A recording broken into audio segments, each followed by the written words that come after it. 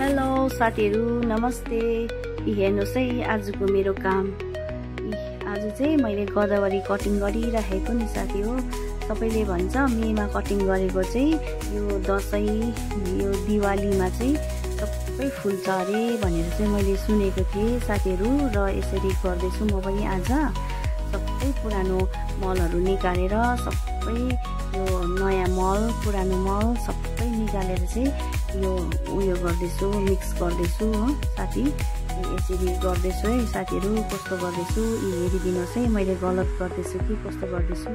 र यो कोकोपिट पनि हाल्दैछु साथीहरु। यो कोकोपिट हाल्यो भने चाहिँ एकदम राम्रो हुन्छ नि। जति मोइस्चर चाहिन्छ त्यति चाहिँ अब पौधाले पाउँछ, अरु चाहिँ लक हुन्छ अरे नि त।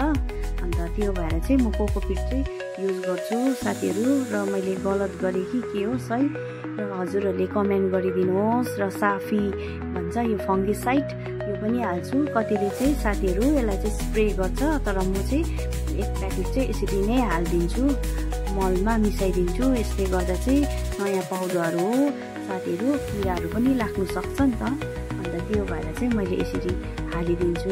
पहिल्यै एक प्याकेट चाहिँ सबै मिक्स गरेर सबै मिलाएर राखिदिन्छु साथीहरु। र अब मेरो सही रिपोर्टिङको चाहिँ सही तरिका छ कि छैन साथीहरु, हजुरहरुले कमेन्ट गरिदिनुहोस्।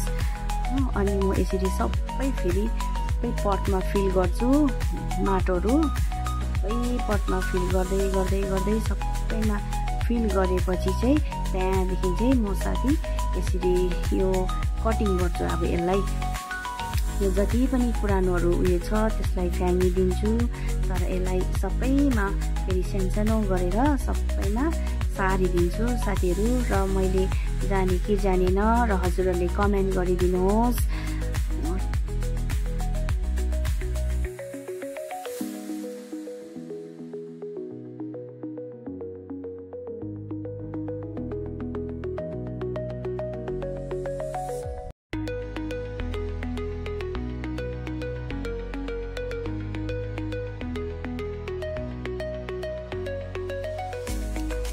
साथीहरु हेर्नुस् न, गर्दा गर्दै बिचारा यो कदेउला भेटे।